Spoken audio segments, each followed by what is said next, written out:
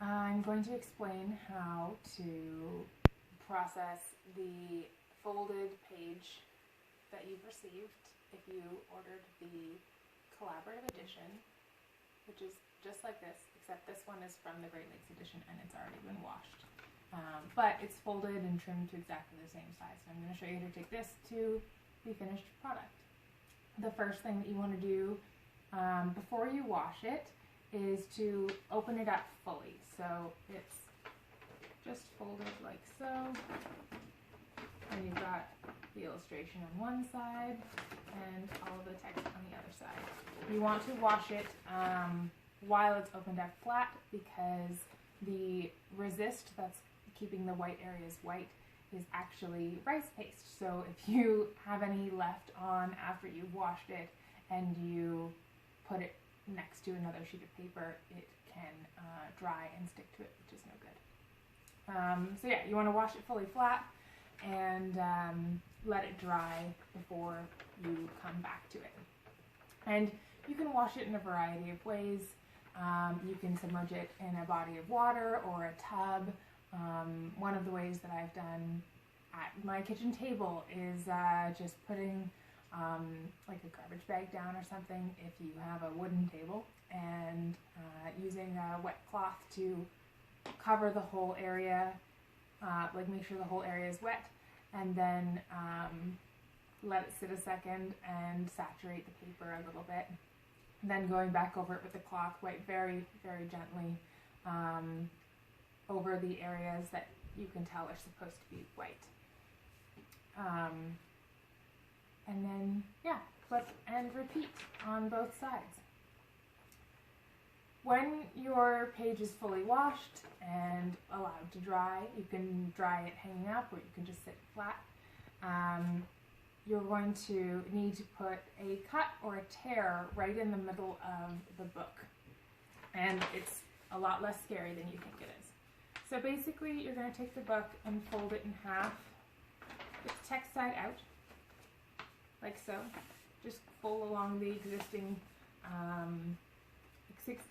creases, and then put a little extra crease in the middle. One of the ways that I've been doing it for these ones is to tear it. So if you can come a little closer, just close to my hands here. I start a little tear. Make sure you're coming from the fold side, not from the open side. Start a little tear right on that crease, and then I follow it just along that crease carefully to that point where it hits the other fold, and then you can open it up like so.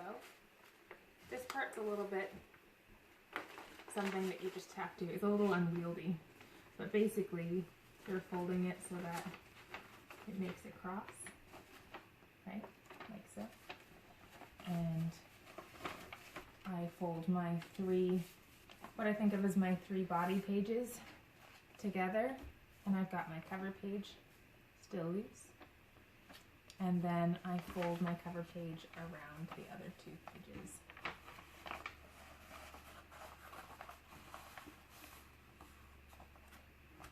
And what I've been doing is, instead of pulling it all the way across like this, I've been giving it like a little bit of a bubble, like so, putting a crease in.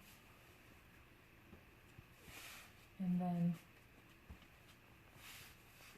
that way it has a tiny bit of a box on the spine, just super subtly. And then I put an extra crease on this front edge here. Like so. This way the front cover actually doesn't come quite all the way as far as the other pages, but the entire book sort of sits very comfortably in its folded structure, like that. So if you're uncomfortable with tearing, which I totally understand that several people are, there's another way to do it.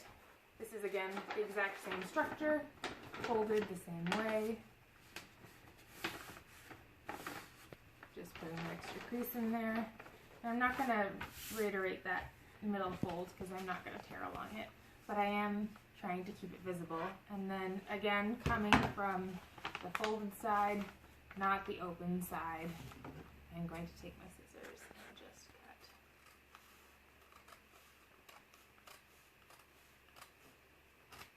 Like so. And then opening up like that. Folding my 3 body pages together. And then I'm going to show you this cover thing one more time.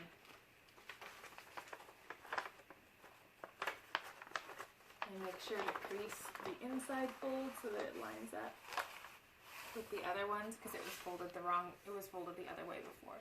So see that? And then